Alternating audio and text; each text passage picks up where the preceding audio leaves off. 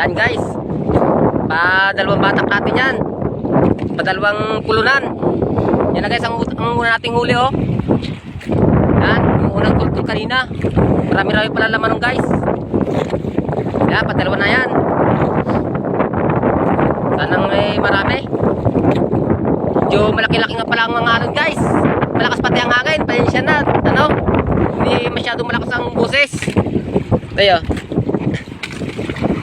Huwag mo na idugso. Huwag mo na. Para mataas. Yan. Yan, ganyan. Hindi nagkatawas.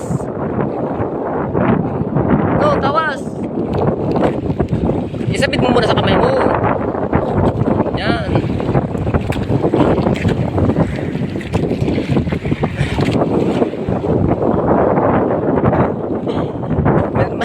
Medyo malaki guys ang ano, no? Yan. Yan. Yan na. Yan na. Yan. Malaki guys ang alon. Yun, nailon. Hindi na may silip ng ayos ang nailon sa timba. Bukas nga pala, style po natin dalhin. Gaya ng tambakan ng ano. Parang wala naman. Lalim. Dalim mo lang. Yan, yan.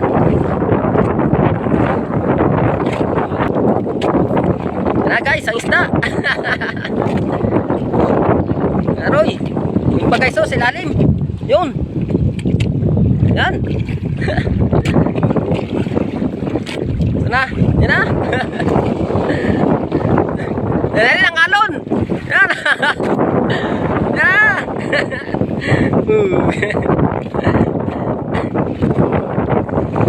Ano pa? Yun.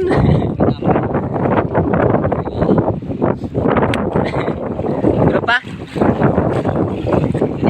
Ganit? Nagsabi na yata isa. 20 man eh.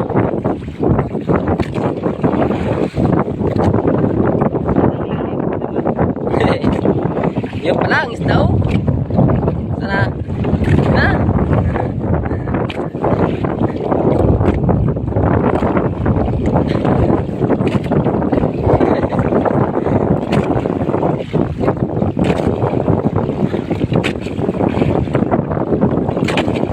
Pagati.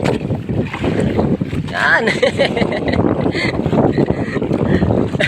Yan na guys, oh, padalawang tultul pa lang yan guys. Yan ang ating huli. Oh, meron pa pala sa ilalim mo, malapit sa bato-bato.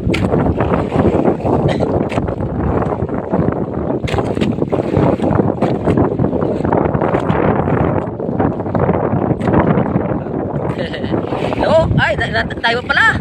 Ay, may orange. Kaya pala ganun, orange pala yun. Ayan oh, orange oh.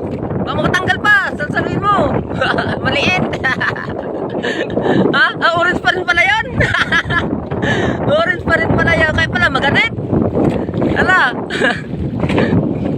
Yan, isa pa palang orange oh. Kaya pala maganit. Ayun, ano, tupot agad. Yan.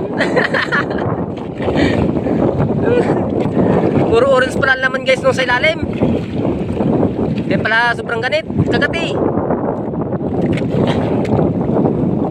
Yan, para mabilis tanggalin. Talon pa. Wala na. Wala na.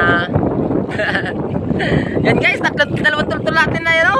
Yan o, may mga orange na. Purot at bakarel. May lagas pa. May lagas pa nga. May lagot pa raw, sabi ni Idol M. Bato-bato na.